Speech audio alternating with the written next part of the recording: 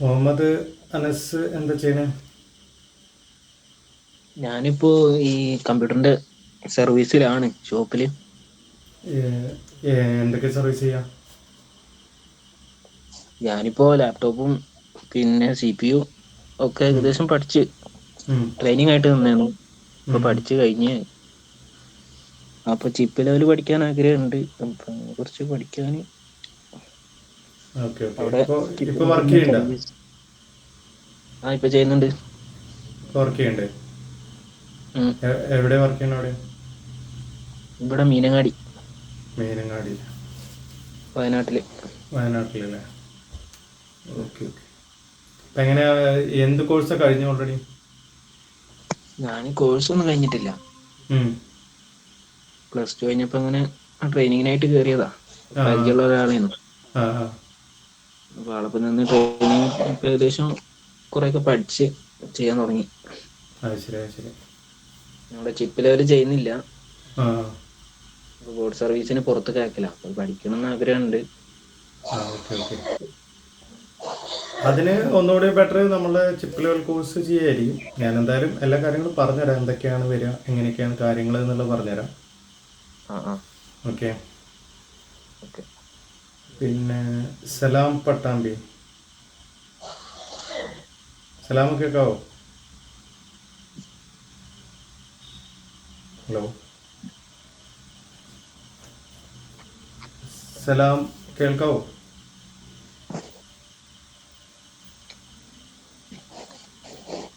അനസ് ഒന്ന് മ്യൂട്ട് ചെയ്യാവോ? ആ.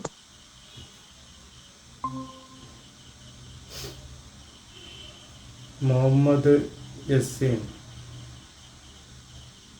കേൾക്കാവോ?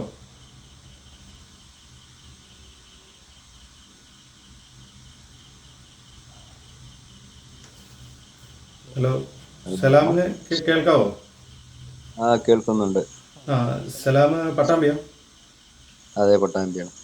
ഓക്കെ. എന്താ എന്താ വർക്ക് ചെയ്യണേ? ഞാൻ മൊബൈൽ ടെക്നീഷ്യനാണ്. ഉം. മൊബൈൽ ടെക്നീഷ്യനാണ്. ഓക്കെ. ഇപ്പോൾ ബോർഡ് വർക്കൊക്കെ ചെയ്യണ്ടോ? ബോർഡ് വർക്ക് അങ്ങനെ ചെയ്യുന്നില്ല. ആ ഓക്കെ. ബോർഡ് അപ്പോൾ വർക്ക് അപ്ഡേഷൻ കോഴ്സ് ഒക്കെ കഴിഞ്ഞു, പക്ഷെ അവിടെ എക്സ്പീരിയൻസ് ആയിട്ടില്ല. ഞാൻ എക്സ്പീരിയൻസ് ആണ്. 10-18 വർഷം ഈ ഫീൽഡിലുള്ള ആളാണ്. ആ ഓക്കെ. ഇലക്ട്രോണിക്സും സ്റ്റാർട്ടിങ് ഇലക്ട്രോണിക്സ് ആയിരുന്നു, പിന്നെ അതിൽ നിന്നിട്ട് ചാടിയതാണ്. ആ ഓക്കെ ഓക്കെ. അപ്പോൾ ഈ കോഴ്സ് സെലക്ട് ചെയ്യാൻ എന്താ കാരണം? എനിക്ക് ഈ കോഴ്സ് സെലക്ട് ചെയ്യാൻ കാരണം എന്ന് വെച്ചിട്ടുണ്ടെങ്കിൽ, ഇപ്പോൾ ഞാൻ പോയിരുന്ന കൺട്രി സൗദിയാണ്. ഉം. അവിടെ ഇപ്പോൾ ഇത് അലൗട്ടല്ല, ഉം. ഫീൽഡ് അലൗട്ടല്ല. ഉം. പിന്നെ എനിക്ക് താല്പര്യം ഇപ്പോൾ ഈ കിച്ചൺ എക്യുപ്മെന്റ്സ് ഉണ്ടല്ലോ, ഉം. അതിനെ കുറിച്ച് അറിയാനും അത് പഠിക്കാനും കൂടി ഒന്ന് പ്രാക്ടിക്കലാക്കാനും കൂടി വേണ്ടിയിട്ട് ഉം. ഉം. Okay okay. സ്കോപ്പ് ഉള്ളതാണ്. ഉം. ഉം. ഈ ഹോട്ടലുകളിലും റെസ്റ്റോറൻറ്റുകളും ഒക്കെ ഉണ്ടാവുമല്ലോ, ഉം. ഉം. വീടുകളിലൊക്കെ. ആ, ഇൻഡക്ഷൻ സിസ്റ്റം കാര്യങ്ങളൊക്കെ അല്ലേ? ആ ആ ഐറ്റംസിൻ്റെ ഒക്കെ okay okay. Service. Yasin, yes, Yasin കേൾക്കണ്ടോ? കേൾക്കുന്നുണ്ട്. യാസിൻ എന്താ ചെയ്യണേ? ഞാൻ പഠിക്കാണ്. എന്താ പഠിക്കണേ? Degree BCom. Degree BCom. എന്താ ഇപ്പോൾ ഈ കോഴ്സ് ചൂസ് ചെയ്യാനുള്ള കാരണം? എനിക്ക് ഇങ്ങനത്തെ ഇലക്ട്രോണിക്സ് ഒക്കെ താല്പര്യമുള്ള ആളാണ്. ശരി. Okay okay. അപ്പോൾ ഞാൻ, ഇപ്പോൾ എൻ്റെ പേര് സനൽ എന്നാണ്. ഞാനാണ് ഈ കോഴ്സ് കണ്ടക്ട് ചെയ്യുന്നത് അവിടെ. അപ്പോൾ ഞാൻ അതിൻ്റെ ഡീറ്റെയിൽസ് കാര്യങ്ങൾ എങ്ങനെയാണ്, എന്തൊക്കെയാണ് ഈ കോഴ്സിൽ ഇൻക്ലൂഡ് ആവുന്നത്, അങ്ങനെയുള്ള കാര്യങ്ങളൊക്കെ പറഞ്ഞുതരാം. ഓക്കെ. എന്നിട്ട് നിങ്ങൾ അത് നോക്കുക. അപ്പോൾ എങ്ങനെയൊക്കെയാണ് നമുക്ക് നമ്മളുടെ അതിൽ ഇപ്പോൾ ഇതിൽ വേറെ ആൾക്കാർക്ക് അപ്ഡേഷൻസ് വേണ്ട ആൾക്കാരുണ്ടാവും, വേറെ സംഭവങ്ങൾ ചെയ്യേണ്ടതായിട്ട്, അല്ലെങ്കിൽ വേറെ കോഴ്സുകളിലേക്ക് സ്വിച്ച് ചെയ്യേണ്ട ആൾക്കാരുണ്ടാവും. ഇപ്പോൾ നേരത്തെ പറഞ്ഞ മുഹമ്മദ് അനസിനാണെങ്കിൽ അനസ് മെയിനായിട്ട് ചിപ്പ് ലെവൽ ചെയ്യാനാണ് ഉദ്ദേശിക്കുന്നത്. അപ്പോൾ അങ്ങനെയുള്ള കോഴ്സസ് നമ്മൾ ഇവിടുത്തെ ചിപ്പ് ലെവൽ കോഴ്സും കാര്യങ്ങളൊക്കെ ഉണ്ട്. അപ്പോൾ വേറെ അപ്ഡേഷൻസ് കാര്യങ്ങളൊക്കെ വേണോ എന്നുള്ള കാര്യങ്ങളൊക്കെ നമുക്ക് ഈ ഒരു ഡെമോ ക്ലാസ്സിൽ നിന്ന് മനസ്സിലാവും.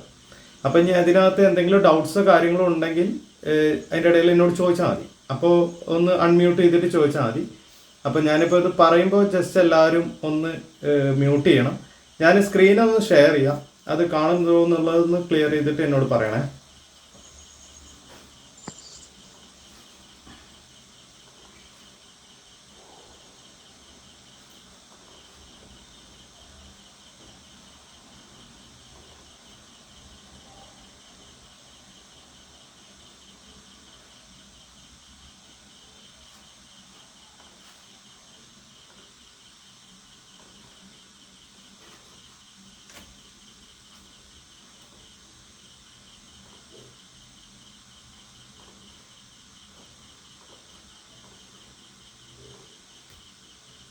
സ്ക്രീന് കാണുന്നുണ്ടോ? ആരെങ്കിലും ഒരാളെ റിപ്ലൈ തരോ? കാണുന്നുണ്ട്. ഓക്കെ.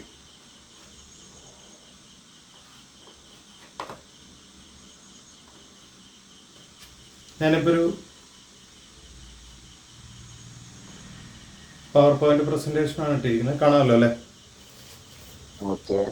ഓക്കെ. അപ്പോൾ ജസ്റ്റ് ഇനി മ്യൂട്ട് ചെയ്തോളൂ, ഞാൻ കാര്യങ്ങൾ പറയാം.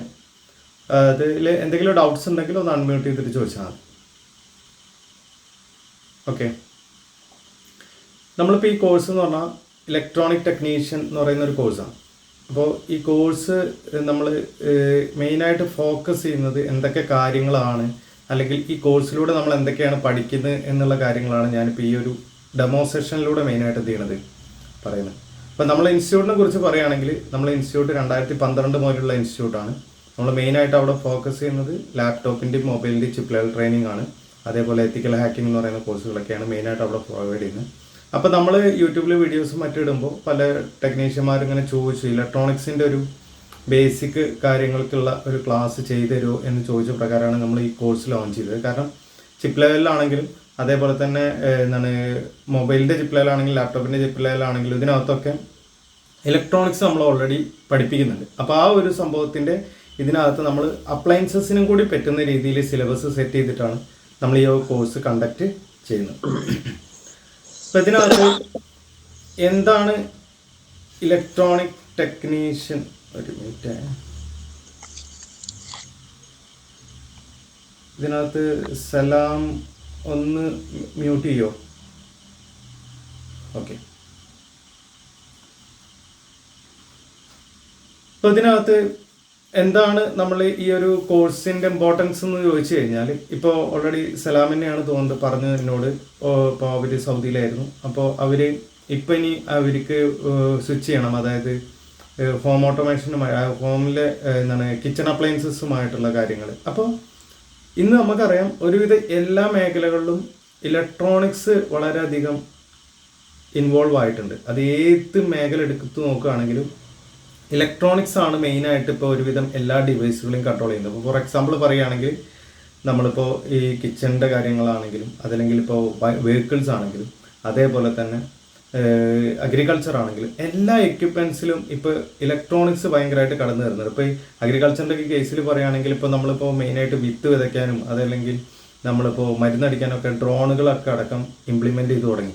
അപ്പോൾ ഈ ഇലക്ട്രോണിക്സ് മേഖലയിൽ അത്രമാത്രം തൊഴിലവസരങ്ങളും ഇനി അതല്ലെങ്കിൽ നമുക്ക് സ്വന്തമായിട്ട് ബിസിനസ് തുടങ്ങാൻ പറ്റുന്ന രീതിയിലുള്ള സംഭവങ്ങളും കാര്യങ്ങളൊക്കെ എന്ത് വരുന്നുണ്ട്. ഇപ്പം നമ്മൾ ഓൾറെഡി ഇപ്പോൾ ഈ ഒരു സാധനത്തിൻ്റെ ഓൾറെഡി ഒരു ബാച്ച് കംപ്ലീറ്റ് ആയി. ആ ബാച്ചിൽ അതിനകത്ത് പ്ലേ സ്റ്റേഷൻ ചെയ്യുന്ന ആൾക്കാരുണ്ടായിരുന്നു, അതേപോലെ AC മെക്കാനിക് ഉണ്ടായിരുന്നു, അതേപോലെ തന്നെ മറ്റേ വാഷിംഗ് മെഷീനും കാര്യങ്ങളും ചെയ്യുന്ന ടെക്നീഷ്യൻസ് ഉണ്ടായിരുന്നു, അതേപോലെ മറ്റേ നമ്മൾ ഈ സ്വയിങ് മെഷീൻ, അതായത് നമ്മൾ തുന്നുന്ന ഫാഷൻ ഡിസൈനിങ്ങിന് ഉപയോഗിക്കുന്ന മെഷീൻ, ഇപ്പം ഇതിനകത്തൊക്കെ ഉള്ള ടെക്നീഷ്യന്മാർ അവിടെ കോഴ്സിലുണ്ടായിരുന്നു. അപ്പോൾ ഇതിനകത്തൊക്കെ എന്താ വെച്ച് കഴിഞ്ഞാൽ ഈ മേഖലകളിലൊക്കെ ഇപ്പോൾ ഇലക്ട്രോണിക്സിൻ്റെ സർക്യൂട്ട് ബോർഡ്സും കാര്യങ്ങളും എന്ത് ചെയ്യേണ്ടി വരുന്നുണ്ട്. അപ്പോൾ ഇതിനകത്ത് ഈ സംഭവങ്ങളൊക്കെ സർവീസ് ചെയ്യണമെങ്കിൽ നമുക്ക് കറക്റ്റായിട്ട് ഒരു ഇലക്ട്രോണിക്സ് ബാക്ക്ഗ്രൗണ്ട്, പക്ക ഇലക്ട്രോണിക്സ് ബാക്ക്ഗ്രൗണ്ട് ഉണ്ടെങ്കിലാണ് എന്ത് ചെയ്യാൻ പറ്റുള്ളൂ.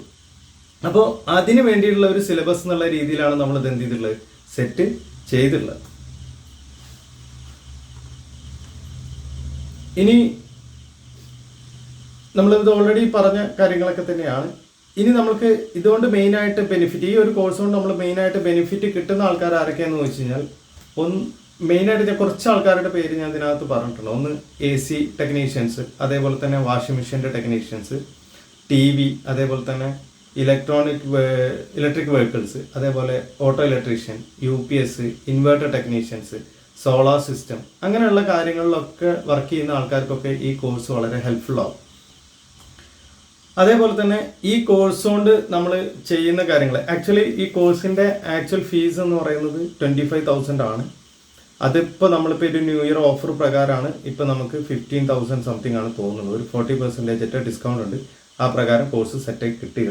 അപ്പോൾ ഇതിനകത്ത് നമുക്ക് കിട്ടുന്ന മെയിനായിട്ടുള്ള ബെനിഫിറ്റ്സ് എന്തൊക്കെയാണെന്ന് വെച്ച് കഴിഞ്ഞാൽ, ഒന്ന് ലൈഫ് ടൈം ഡൗട്ട് ക്ലിയറിംഗ് ആണ്. അതായത് അതേപോലെ തന്നെ ഫാക്കൽറ്റി സപ്പോർട്ടും.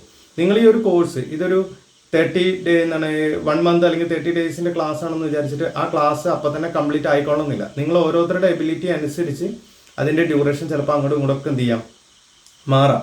രണ്ടാമത്തെ കാര്യം എന്ന് പറയുന്നത്, ഇപ്പോൾ ഞാൻ അത് മാറാം എന്ന് പറയാൻ കാരണം, ഇപ്പോൾ ഓൾറെഡി ഒരു ഇലക്ട്രോണിക്സ് ഫീൽഡിൽ വർക്ക് ചെയ്യുന്ന ഒരാളാണെങ്കിൽ, കാരണം നമ്മൾ അതിനകത്ത് സിലബസിൽ സോൾഡറിങ്ങും കാര്യങ്ങളൊക്കെ വരുന്നുണ്ട്. അപ്പോൾ അതിനകത്ത് പല സോൾഡറിങ്ങും ചിലപ്പോൾ അവർ വളരെ എക്സ്പീരിയൻസ്ഡ് ആയിട്ടുള്ള ആളായിരിക്കാം. അപ്പോൾ അവർക്ക് ആ സോൾഡറിങ്ങിലെ കണ്ടന്റിനേക്കാൾ കൂടുതൽ ആവശ്യം വരിക മറ്റ് പല കണ്ടന്റ്സ് ആയിരിക്കും. അപ്പോൾ ഈ ഒരു സംഭവം കൊണ്ട് നമുക്ക് ഇത് എത്രയും അങ്ങോട്ടും ഇങ്ങോട്ടും എന്ത് ചെയ്യാൻ പറ്റും, മാറാനായിട്ട് പറ്റും. ഇനി ഇത് എത്ര അങ്ങോട്ട് പോയാലും, ഇപ്പോൾ 1 മാസം എന്നുള്ളത് 2 മാസം 3 മാസം ഒന്നും ആവുന്നത് ഇവിടെ വിഷയമല്ല.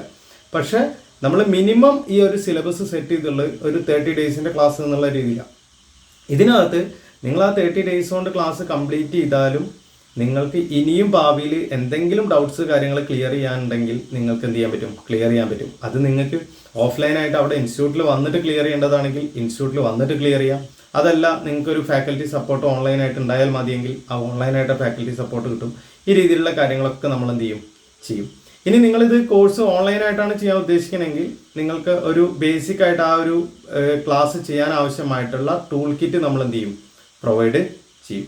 പിന്നെ ഇതൊരു കംപ്ലീറ്റ്ലി പ്രാക്ടിക്കൽ ഓറിയൻറ്റഡ് ട്രെയിനിങ് ആയിരിക്കും. തിയറി ഉണ്ടായിരിക്കും, പക്ഷേ തിയറിയുടെ കൂടെ പ്രാക്ടിക്കലായിട്ടും കൂടി മിങ്കിൾ ചെയ്തിട്ടാണ്. അതൊരു ITI പഠിക്കുന്ന പോലെയോ അല്ലെങ്കിൽ ഒരു ഡിപ്ലോമ പഠിക്കുന്ന പോലെയോ വെറും കുറേ തിയറി പഠിച്ചിട്ട് കുറച്ച് പ്രാക്ടിക്കൽ ചെയ്യുന്ന രീതിയല്ല. തിയറി പ്ലസ് പ്രാക്ടിക്കലാണ് നമ്മൾ ചെയ്യുക. കാരണം നമ്മുടെ ആവശ്യം എന്ന് പറയുന്നത് ഒരു ടെക്നീഷ്യന് ചെയ്യേണ്ട കാര്യങ്ങൾ ചെയ്യുക എന്നുള്ളതാണ് നമ്മൾ ഇതിനകത്ത് മെയിനായിട്ട് എന്ത് ചെയ്യുന്നത്, ഉദ്ദേശിക്കുന്നത്. പിന്നെ ഇതിനകത്ത് സിലബസിൻ്റെ ഓവർവ്യൂ വരുന്നത്, ഫസ്റ്റ് നമ്മൾ സ്റ്റാർട്ട് ചെയ്യുക ബേസിക് ഇലക്ട്രോണിക്സ് ആണ്. കാരണം എല്ലാ ഇലക്ട്രോണിക് എക്യുപ്മെൻറ്റ്സിലും ഇലക്ട്രോണിക് കമ്പോണൻസ് ഇല്ലാത്ത ഒരു സർക്യൂട്ടും നമുക്ക് കാണാൻ കഴിയില്ല. അപ്പോൾ ബേസിക് ഇലക്ട്രോണിക്സ് ആണ് നമ്മൾ തുടങ്ങുക.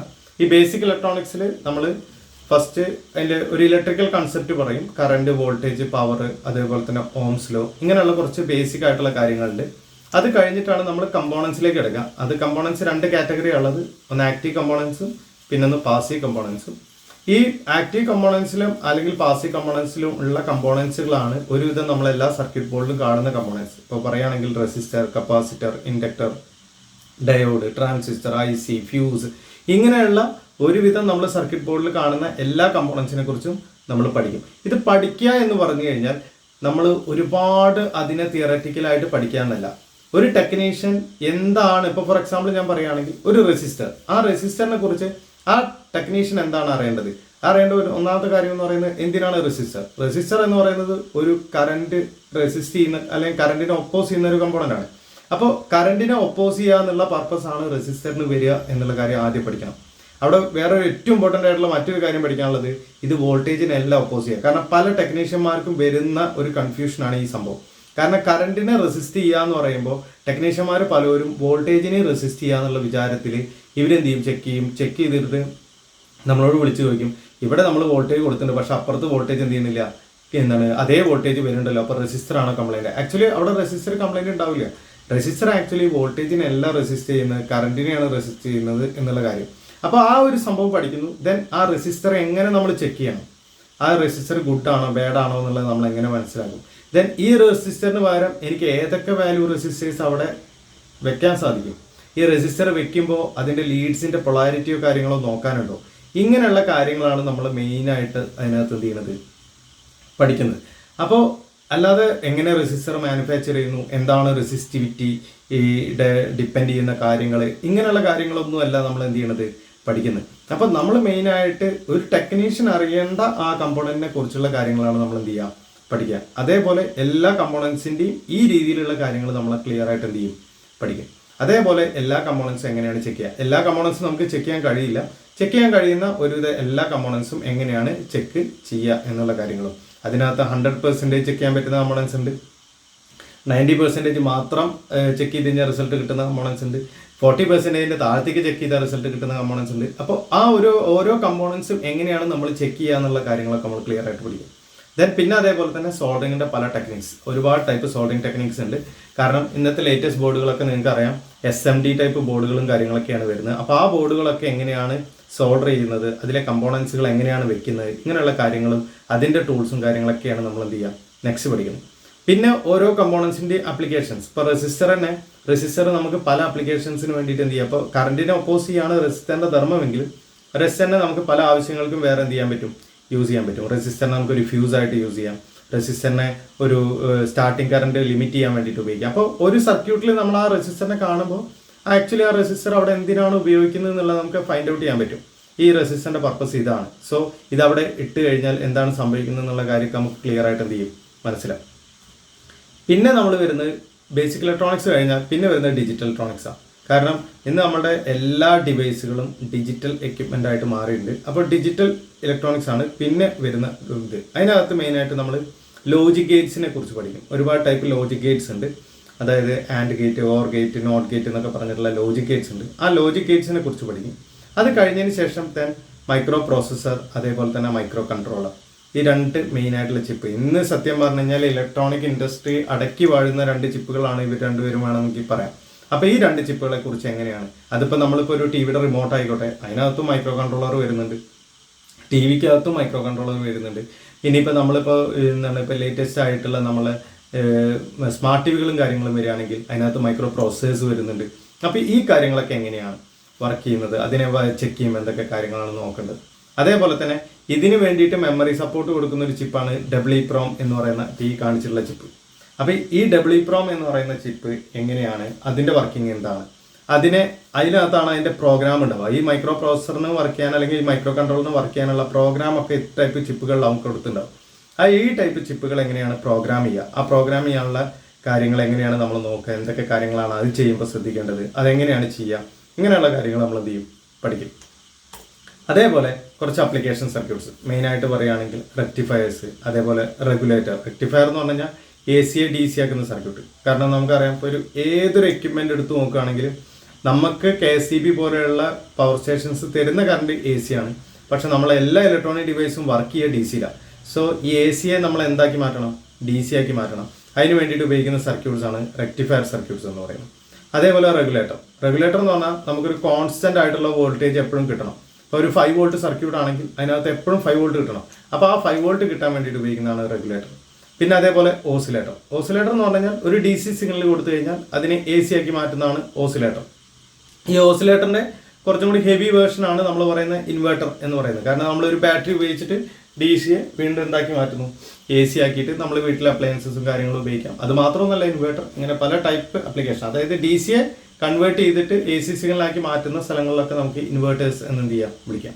പിന്നെ അതേപോലെ ചോപ്പർ എന്ന് പറഞ്ഞാൽ ഒരു DC ഇൻപുട്ട് ചെയ്തിട്ട് കുറച്ചും കൂടി ഹെവി ആയിട്ടുള്ള DC ഔട്ട്പുട്ട് എടുക്കുന്ന സർക്യൂട്ടുകളാണ് നമ്മൾ ചോപ്പർ സർക്യൂട്ട് എന്ന് പറയാം. പിന്നെ അതേപോലെ മോട്ടോർ ഡ്രൈവേഴ്സ്. ഇപ്പോൾ ഫോർ എക്സാമ്പിൾ പറയുകയാണ്, ഒരു ഫുൾ ഓട്ടോമാറ്റിക് വാഷിംഗ് മെഷീൻ ഉണ്ട്.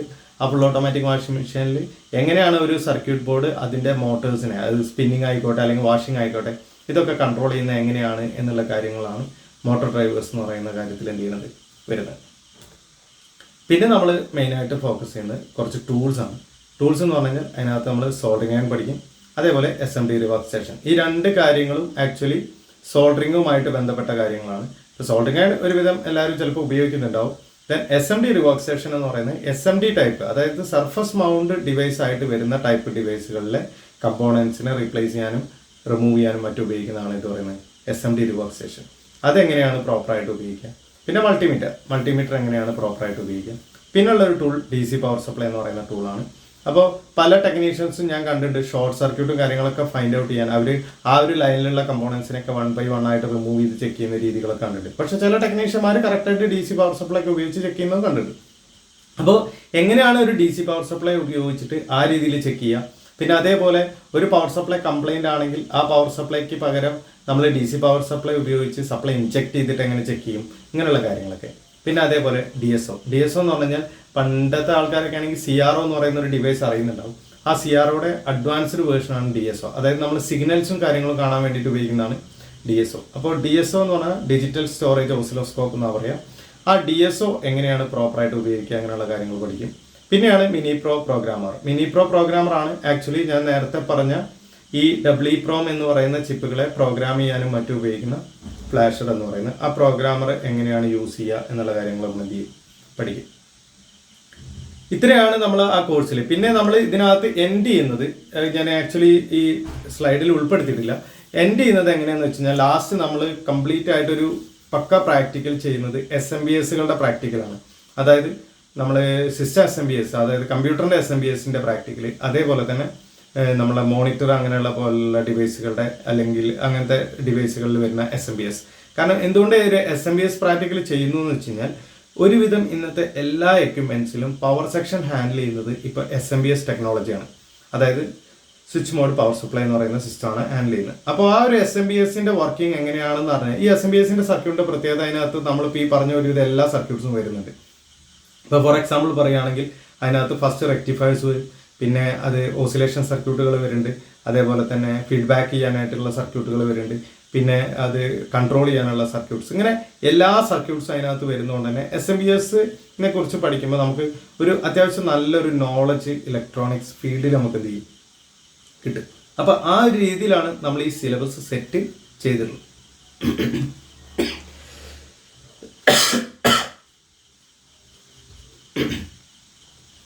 ഇനി ആർക്കെങ്കിലും എന്തെങ്കിലും ഡൗട്ട്സ് ഉണ്ടെങ്കിൽ ചോദിക്കാം.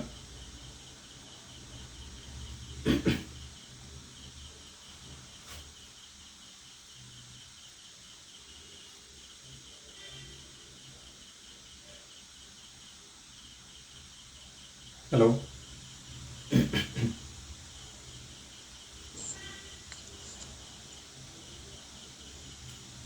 ചോദിച്ചോളൂ. ഹലോ, പറയൂ. കേൾക്കുന്നുണ്ടോ? കേൾക്കുന്നുണ്ട്. ഓക്കെ.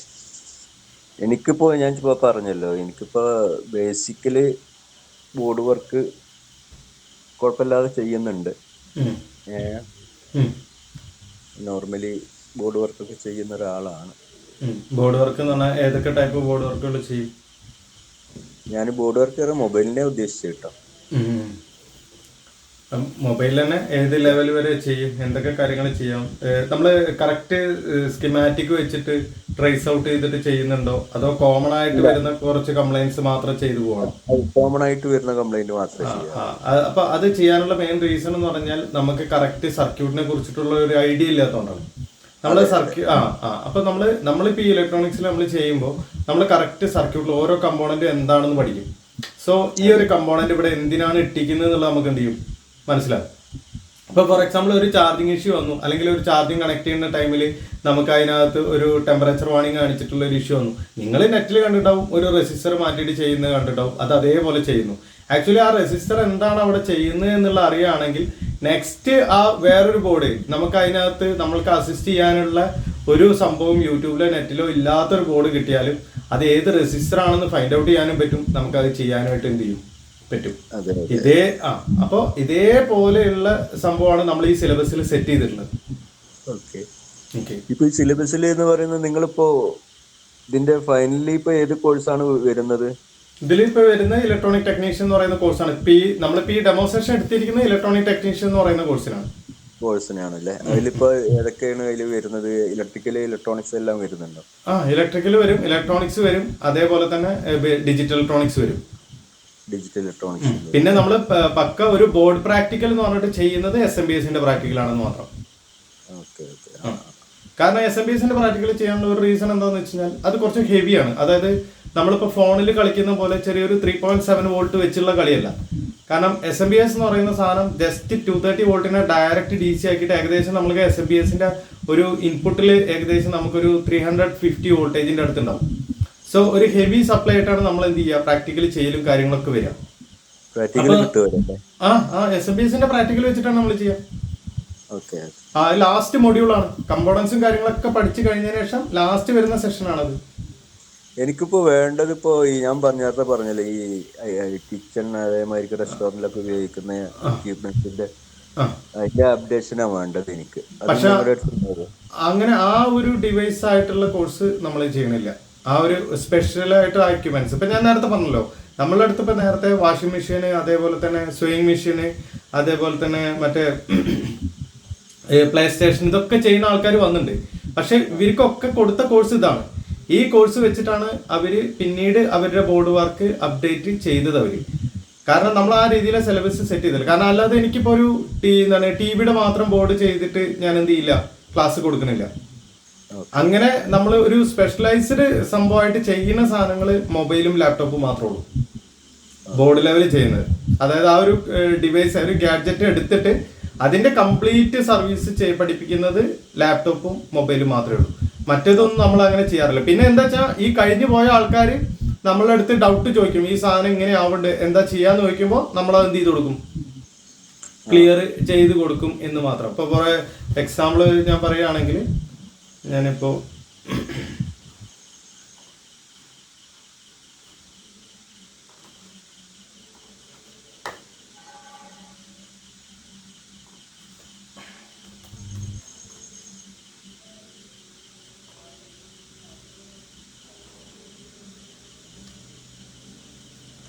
ഇത് കാണാണ്ടോ, സ്ക്രീൻ കാണാണ്ടോ?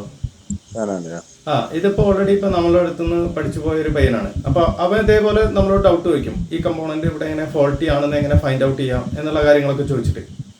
അപ്പൊ നമ്മളത് ക്ലിയർ ചെയ്യും. അത് ക്ലിയർ ചെയ്യുമ്പോൾ ലാസ്റ്റ് പറയും ഇത് സാറേ താങ്ക് യു അത് റെഡി ആയിരുന്നു കേട്ടോ, അത് മാറ്റിയപ്പോ റെഡി ആയി. പക്ഷെ ഞാൻ കേട്ടോ, കേട്ടല്ലേ? അപ്പൊ ആ രീതിയിലാണ് നമ്മൾ എന്ത് ചെയ്യുക, ക്ലിയർ ചെയ്ത് കൊടുക്കുക. അപ്പോൾ നമ്മൾക്ക് അത് ആക്ച്വലി നമ്മളിപ്പോൾ ആ ഫീൽഡിൽ വർക്ക് ചെയ്തിട്ടല്ല, ഞാൻ പ്ലേ സ്റ്റേഷന്റെ ബോർഡോ കാര്യങ്ങളോ ചെയ്യുന്നൊന്നുമില്ല. പക്ഷെ നമുക്ക് ഇലക്ട്രോണിക്സിന്റെ ബാക്ക്ഗ്രൗണ്ടിൽ നമ്മൾ അത്രയും ഡീപ്പ് ലെവൽ, ഇപ്പൊ നിങ്ങളിപ്പോ കോഴ്സ് കഴിഞ്ഞു എന്ന് വിചാരിച്ചിട്ട് നിങ്ങൾ കഴിഞ്ഞിറങ്ങുമ്പോൾ തന്നെ പക്ക എക്സ്പെർട്ട് ആവുമൊന്നുമില്ല. അപ്പൊ നമ്മൾക്ക് ഇതേപോലത്തെ അസിസ്റ്റൻസ് ആവശ്യമുണ്ടാവും. അതാ ഞാൻ പറഞ്ഞത്, നിങ്ങൾ കോഴ്സ് കഴിഞ്ഞു പോയാലും നിങ്ങൾക്ക് ലൈഫ് ലോങ് നമ്മുടെ അസിസ്റ്റൻസ് നമ്മൾ എന്ത് ചെയ്യും, പ്രൊവൈഡ് ചെയ്യും. അതൊക്കെ ഓക്കെ. നമുക്കിപ്പോ ഇതിന്റെ ബേസിക്കലായിട്ടുള്ള അറിവ് ഇതിന് കിട്ടുള്ളൂ അല്ലേ? ആ ഒരു സംഭവം മാത്രമേ കിട്ടുള്ളൂ. അല്ലാതെ നിങ്ങൾ ആ കിച്ചൺ അപ്ലയൻസസിന്റെ കോഴ്സ് ആയിട്ട് നമ്മൾ ചെയ്യുന്നില്ല. അതിൽ ഒരുപാട് ഐറ്റംസുകൾ വരുന്നുണ്ട്, അതിന്റെ ഡിവൈസ് ഒരുപാട് ഐറ്റംസുകൾ വരുന്നുണ്ട്. അതെ. ഇപ്പൊ ഏത് എക്യുപ്മെന്റ് ആണെങ്കിലും നമ്മൾക്ക് അതിപ്പോ നമ്മളിപ്പോ ഒരു ടെക്നീഷ്യന് നമ്മൾ ആ ഒരു എന്ത് എക്യുപ്മെന്റ് വന്നാലും അതിനകത്ത് വരുന്ന കമ്പോണൻസുകളൊക്കെ കാര്യങ്ങളൊക്കെ സെയിം ആണ്. പക്ഷെ ബാക്കിയുള്ള സംഭവങ്ങൾ ഇപ്പൊ ഒരു എക്സാമ്പിൾ ഞാൻ പറയുകയാണെങ്കിൽ, ഇപ്പൊ നമ്മളിപ്പോൾ അടുത്ത നാട്ടിലുള്ള ഒരു ടി വി ടെക്നീഷ്യന്റെ കയ്യിൽ നമ്മളിങ്ങനെ ഒരു എക്യുപ്മെന്റ്സ് കൊണ്ടുകൊടുത്തു കഴിഞ്ഞാൽ അയാൾ പറയും എനിക്കത് ചെയ്യാൻ പറ്റില്ല. കാരണം എന്താ വെച്ചാൽ ഇവരൊക്കെ ഒന്നില്ലെങ്കിൽ ഈ സംഭവം ചെയ്യുന്നത് ആരെങ്കിലും പഠിച്ചതിന്റെ അയാളുടെ ഒപ്പം നിന്നിട്ട് ഹെൽപ്പറായിട്ട് നിന്ന് പഠിച്ചതൊക്കെ ആയിരിക്കും. ഇപ്പൊ ഈ വർക്ക്ഷോപ്പിലൊക്കെ നിന്ന് പഠിക്കുന്ന പോലെ പഠിച്ച ആൾക്കാരായിരിക്കും. അല്ലാതെ ഇലക്ട്രോണിക്സ് എന്താണ്, കമ്പോണൻസ് എന്താണ് ചെയ്യുന്നതെന്ന് പഠിച്ച ഒരാളാണെങ്കിൽ ഇതിന്റെ ഒന്നും ആവശ്യമില്ല. കാരണം ഈ കോഴ്സുകൾ പഠിച്ചിട്ടുള്ള ആൾക്കാരാണ് ഇതൊക്കെ ഡിസൈൻ ചെയ്യുന്നത്. അപ്പോൾ നമ്മൾ ആ രീതിയിലാണ് സിലബസ് സെറ്റ് ചെയ്തിട്ടുള്ളത്. നമ്മൾ ഏതൊരു എക്യുപ്മെന്റിനും ട്രൈ ചെയ്യാൻ പറ്റുന്ന രീതിയിലാണ് ആ സിലബസ് എന്ത് ചെയ്തിട്ടുള്ളത്, സെറ്റ് ചെയ്തിട്ടുള്ളത്. പിന്നെ കാര്യം വെച്ച് നോക്കുകയാണെന്നുണ്ടെങ്കിൽ നാട്ടിലിപ്പോ ഓരോ കമ്പനിയുടെ സാധനം ഇറക്കുകയാണെങ്കിൽ ആ കമ്പനി മാത്രമേ ചെയ്യുള്ളൂ, വേറെ ആരും ചെയ്യില്ല.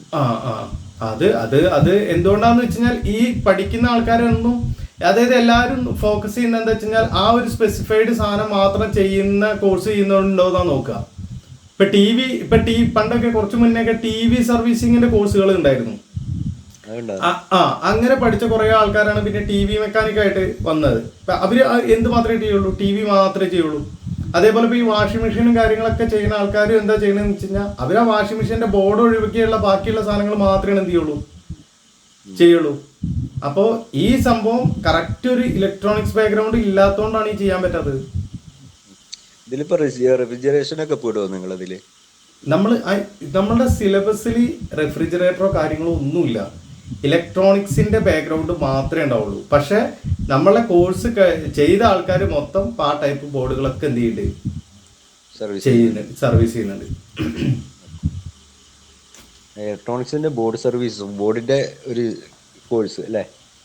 ഇലക്ട്രോണിക്സിന്റെ കോഴ്സാണ് നമ്മൾ മെയിൻ ആയിട്ട് എന്ത് ചെയ്യുന്നത്, പ്രൊവൈഡ് ചെയ്യുന്നത്. ക്ലാസ് എങ്ങനെയാ വരുന്നത്? ക്ലാസ് നമ്മൾ ഇപ്പൊ ഇത് മറ്റൊരു സ്റ്റുഡൻ്റ് ആണ്. ഇപ്പൊ ഇതാണ് നമ്മൾ AC മെക്കാനിക്കാണ്. ഇപ്പോൾ കോഴ്സ് കഴിഞ്ഞാണ്. ഇപ്പം ഇപ്പോൾ അതാണ് ഇതിനകത്ത് ഡൗട്ട്സ് കാര്യങ്ങൾ ചോദിച്ചിട്ട് അവിടെ നിന്ന് ഇതാക്കിയിട്ട് വിളിക്കുന്നതാണ്. അപ്പം ഇതേപോലെയാണ് നമ്മൾ പിന്നെ അസിസ്റ്റ് ചെയ്യാന്ന് പറയുന്നത്. Okay okay. ഓക്കെ. ക്ലാസ്സിന്റെ ഇതെങ്ങനെയാണെന്ന് പറയാം. ക്ലാസ് ഓഫ്ലൈൻ ആണെങ്കിൽ നേരിട്ട് ഉച്ചയ്ക്ക് ശേഷമാണ് ഉണ്ടാവുക. അതായത് ഒരു 2:30 മുതൽ ഒരു 4:30 വരെയൊക്കെയാണ് ടൈം ഉണ്ടാവുക. ഓഫ്ലൈൻ ക്ലാസ് ആണെങ്കിൽ ഓഫ്ലൈൻ ആണ് ഞാൻ കൂടുതൽ പ്രിഫർ ചെയ്യുള്ളൂ. കാരണം അറിയാലോ ഇലക്ട്രോണിക്സ് അല്ലേ, അതിലേ കാര്യമുള്ളൂ. അതേ കാര്യമുള്ളൂ. മറ്റേത് ഞാൻ ലോങ്ങിലുള്ള ആൾക്കാരൊക്കെ ഓൺലൈനായിട്ട് ചെയ്തു തരുമെന്ന് ചോദിച്ചുകൊണ്ട് മാത്രം പറയുന്ന കാര്യമാണ്.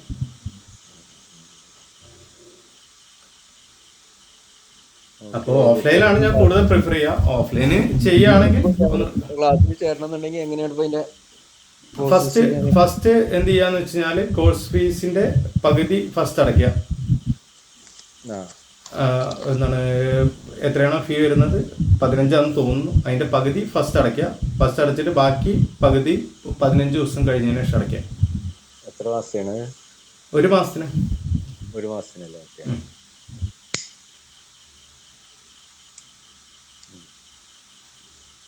ഫീയും ഡീറ്റെയിൽസും മിസ് ക്ലിയർ ആയിട്ടൊന്ന് പറഞ്ഞു തരും. ഓക്കെ. എന്തായാലും നമുക്ക് നോക്കാം കേട്ടോ. ഓക്കെ. വേറെ ആർക്കെങ്കിലും എന്തെങ്കിലും ഡൗട്ട് ഉണ്ടോ? ഓൺലൈനിലാണെങ്കിൽ കാര്യം ഉണ്ടാവോ? ഓൺലൈന് കാര്യമില്ലായില്ല. അത് നിങ്ങൾ എടുക്കുന്ന എഫേർട്ട് പോലെ ഇരിക്കും. ഇപ്പോൾ ഈ ഓഫ്ലൈൻ ആകുമ്പോൾ എനിക്ക് നിങ്ങളെ നേരിട്ട് അസിസ്റ്റ് ചെയ്യാൻ പറ്റും. മറ്റേ ഓൺലൈൻ ആകുമ്പോൾ നിങ്ങൾ ചെയ്താൽ തന്നെയാണ് ഉണ്ടാവുള്ളൂ. കാരണം ഇപ്പോൾ ഫോർ എക്സാമ്പിൾ ഞാൻ പറയുകയാണ്, ഞാനിപ്പോൾ ഒരു ഓൺലൈനിൽ ഞാൻ പ്രാക്ടിക്കലി ചെയ്ത് കാണിച്ചു തന്നു. നിങ്ങളുടെ അടുത്തും ആ കിറ്റ് ഉണ്ടാവും, നിങ്ങളത് വെച്ച് ചെയ്യും. ഈ ചെയ്യുന്ന ടൈമിൽ നിങ്ങൾക്ക് അത് കറക്റ്റായിട്ട് അത് ചെയ്യാൻ പറ്റിയില്ല, ചിലപ്പോൾ കുറച്ച് കൂടുതൽ ടൈം എടുക്കുക കാര്യങ്ങളൊക്കെ ആകുമ്പോൾ നിങ്ങൾക്ക് ഈ ഓൺലൈൻ ആകുമ്പോൾ എന്താ വെച്ചാൽ നമ്മളൊക്കെ പിന്നേക്ക് വെക്കും. ഞാൻ കണ്ടുള്ള കൂടുതൽ സംഭവങ്ങൾ അതാണ്. അതായത് ഇപ്പോൾ ഒരു പ്രാക്ടിക്കൽ ചെയ്യുകയാണെങ്കിൽ അപ്പോൾ എന്നോട് പറയും അത് ചിലപ്പോൾ 2 പ്രാവശ്യം ചെയ്ത് ശരിയായില്ലെങ്കിൽ സാറേ എന്നാൽ ഞാനൊരു പണി ചെയ്യാം, ഞാൻ കുറച്ച് കഴിഞ്ഞിട്ട് ചെയ്ത് കാണിച്ചിട്ട് വീഡിയോ വിട്ടുതരാമെന്ന് പറയും. അപ്പോൾ ഓക്കെ, നമ്മൾ ഓക്കെ പറയും. പക്ഷേ അതിനൊരു കണ്ടിന്യൂറ്റി എന്ത് ചെയ്യില്ല, കിട്ടില്ല. മറിച്ച് നമ്മളുടെ അടുത്ത് നിങ്ങളെവിടെയാണ് സ്ഥലം? എവിടെ? വയനാട്ടിലാണല്ലേ? ഓക്കെ. അപ്പോൾ ഇവിടെ തന്നെ വർക്ക് ചെയ്യുന്നത്. ഓക്കെ. നിങ്ങൾ മറ്റേ ലാപ്ടോപ്പിന്റെ ചെയ്യുന്ന ആൾക്കാരല്ലേ, ഡെസ്ക്ടോപ്പ് ഒക്കെ ചെയ്യുന്നതല്ലേ? നിങ്ങൾക്ക് ഞാൻ കൂടുതലും പ്രിഫർ ചെയ്യുക ചിപ്പ് ലെവൽ കോഴ്സാണ് കേട്ടോ. ചിപ്പ് ലെവൽ ചെയ്യുകയാണെങ്കിൽ അതാണ് കുറച്ചും കൂടി ബെറ്റർ.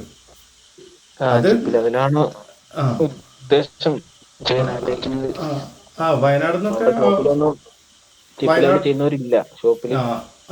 എനിക്ക് പഠിപ്പിച്ച നാളും ചിപ്പ് ലെവൽ ചെയ്യൂല. അപ്പം ചിപ്പ് ലെവലിൽ നമ്മൾ പുറത്തേക്ക് വിടല, കോഴിക്കോടൊക്കെ അയക്കലാണ് ലാപ്പ്. അപ്പോൾ ചിപ്പ് ലെവൽ പഠിക്കുകയാണെങ്കിൽ അപ്പോൾ നിങ്ങൾക്ക് ഇവിടെ അക്കോമഡേഷനും കാര്യങ്ങളും ഉണ്ട്. ഇവിടെ വന്ന് സ്റ്റേ ചെയ്തിട്ട് പഠിക്കണമെങ്കിൽ അങ്ങനെ പഠിക്കാം. അതിന്റെ ഡീറ്റെയിൽസും കാര്യങ്ങളൊക്കെ മിസ് പറഞ്ഞുതരും എങ്ങനെയാണെന്നുള്ളതൊക്കെ. ഇപ്പം വരാനുള്ളൊരു ബുദ്ധിമുട്ട് കൊണ്ടാണ് ഓൺലൈനിൽ ചോദിച്ചത്. ഓൺലൈനിൽ ചിപ്പ് ലെവൽ ഒരിക്കലും ഓൺലൈനിൽ ചെയ്താൽ സക്സസ് ആവില്ല. കാരണം അതൊരു 1 മന്ത് കോഴ്സ് അല്ല. ഒന്നാമത്തെ കാര്യം അത് ഏകദേശം 3 to 4 മന്ത് വരുന്നുണ്ട്. പിന്നെ അത് നമ്മൾ അതിനകത്ത് പല എക്യുപ്മെൻറ്റ്സും നമുക്ക് ഓൺലൈനിൽ പ്രൊവൈഡ് ചെയ്യാൻ പറ്റാത്ത എക്യുപ്മെൻറ്റ്സാണ്. കാരണം അത്രയും എക്സ്പെൻസീവായുള്ള എക്യുപ്മെൻറ്റ്സും നമുക്ക് പ്രൊവൈഡ് ചെയ്യാൻ പറ്റില്ലല്ലോ. അപ്പോൾ അതൊക്കെ ചെയ്യുന്ന ലിമിറ്റേഷൻസ്. പിന്നെ അത് ഡയറക്റ്റ് അസിസ്റ്റിൽ ചെയ്യുന്നത് തന്നെയാണ്. ചെയ്താലേ കാര്യം ഉണ്ടാവുള്ളൂ, അല്ലെങ്കിൽ കാര്യം ഉണ്ടാവില്ല. അത് ഓഫ്ലൈനായിട്ട് തന്നെ ചെയ്യാം. ഇപ്പോൾ വയനാട് നിന്നൊക്കെ അവിടെ വന്ന് പഠിക്കുന്ന പയ്യന്മാരുണ്ട്. സ്ഥലം വരുന്നത് ഇത് തിരൂര്.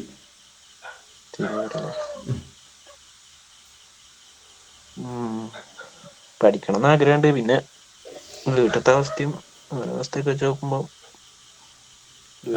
ഇവിടെ ചിലവരൊക്കെ എന്താ വെച്ച് കഴിഞ്ഞാൽ ഇവിടെ വന്നിട്ട് തൽക്കാലം ഒരു പാർട്ട് ടൈം ആയിട്ട് ഒരു ജോബൊക്കെ സെറ്റ് ആക്കിയിട്ട് പിന്നെ ഇവിടെ നിന്നിട്ട് പഠിക്കുകയാണ് ചെയ്യുന്നത് കൂടുതൽ ആൾക്കാരും. അത് ഇവിടെ ഒരുപാട് പേരുണ്ട്. ഇപ്പം കാസർഗോഡ്, കൊല്ലം, അവിടെ നിന്നൊക്കെ പല സ്ഥലത്തും, വയനാട്, കോഴിക്കോട് നിന്നൊക്കെ ആൾക്കാരുണ്ട്. അപ്പോൾ അവരൊക്കെ അങ്ങനെയാണ് ചെയ്യാറ്.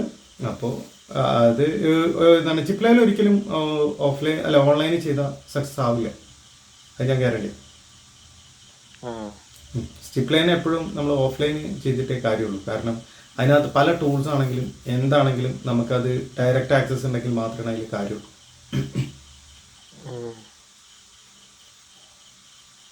അങ്ങനെയാണെങ്കിൽ ചിപ്പ് ലെവൽ ഫുള്ള് പഠിക്കണമെങ്കിൽ എത്ര വരുന്നേ?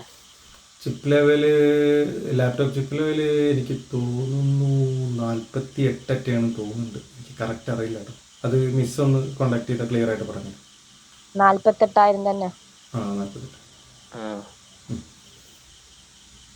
അങ്ങനെയാണെങ്കിൽ ഇപ്പോഴത്തെ അവസ്ഥ ഒരു 3-4 മാസം കഴിഞ്ഞിട്ട് പറയാം. അങ്ങനെയാണെങ്കിൽ okay okay. അവസ്ഥയായിട്ടുള്ളത്. Okay.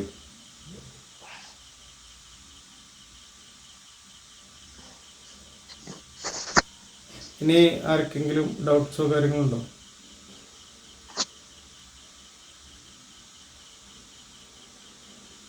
I2C phone fix ഇപ്പൊ ജോയിൻ ചെയ്തോ?